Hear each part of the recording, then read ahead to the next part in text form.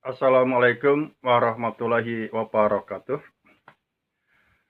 Apakah Anda kenal dengan sahabat Rasul yang bernama Bilal bin Rabah? Ini kisah yang sangat tragis yang akan saya ceritakan ini.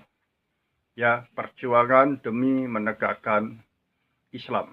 Waktu dakwah-dakwah awal daripada Rasulullah, Bilal ini sudah mewarnai sejarah Islam. Begini ceritanya. Pada suatu hari Bilal ini oleh tuannya, karena Bilal adalah seorang budak, itu disiksa. Sedemikian hebatnya siksaan itu, ditarik ke tengah padang pasir, kemudian telanjang dada, badannya itu dihimpit batu, ditekan, supaya dia mau kembali kepada agama nenek moyang. Dalam Islam artinya dia disuruh murtad. Tapi Bilal tidak mau. Lah, tidak katanya. Saya tetap akan Islam. Saya tetap mengakui tidak ada Tuhan selain Allah dan Muhammad adalah benar Rasulullah. Lebih baik saya mati daripada saya harus kehilangan keimanan saya. Kan? Kalau dalam pepatah Melayu mengatakan lebih baik mati berkalang tanah daripada hidup berputih mata, artinya malu. Maka disiksa terus, ya, sampai datang Abu Bakar, sahabat Rasul yang lain, sahabat utama yang termasuk dari kalangan pertama sahabat yang masuk Islam, membebaskan Bilal bin Rabah. Ya, Bilal ini seorang budak, tapi keimanannya kepada Rasulullah itu demikian yakin, demikian hebat, sehingga sampai-sampai pernah Rasulullah itu bersabda, wahai Bilal, terompah kamu itu sudah terdengar di surga. Bayangkan orang yang masih hidup di dunia, tapi terompahnya sudah terdengar di surga. Ya, Bilal ini umurnya cukup panjang. Ya, sampai Rasulullah itu meninggal, Bilal itu masih hidup. Dan Bilal itu sejak Rasulullah meninggal maksud saya itu tidak mau lagi dia adzan.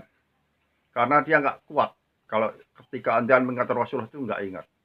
Nah, sudah lama beliau ini merantau. Suatu saat beliau itu mimpi ketemu Nabi Muhammad SAW. Wahai Bilal, mengapa engkau tinggalkan aku? Maksudnya, mengapa tidak pernah ziarah ke kubur aku, gitu kan? Maka Bilal pulang ke Madinah.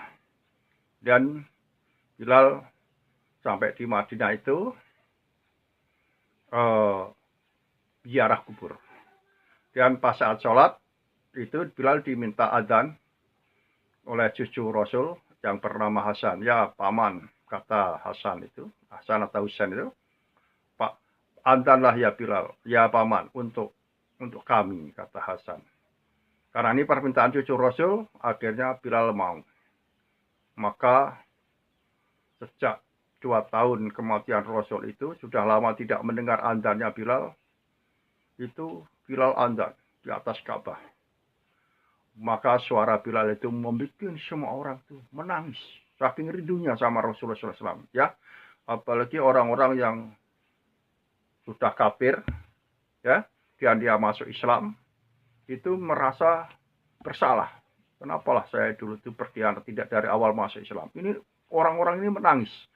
Saking merasa bersalah, ada yang saking rindunya rindu, merasa bersalah itu campur jadi satu.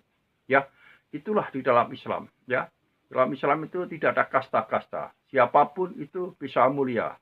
Ya, asalkan keimanannya itu benar-benar dijalankan.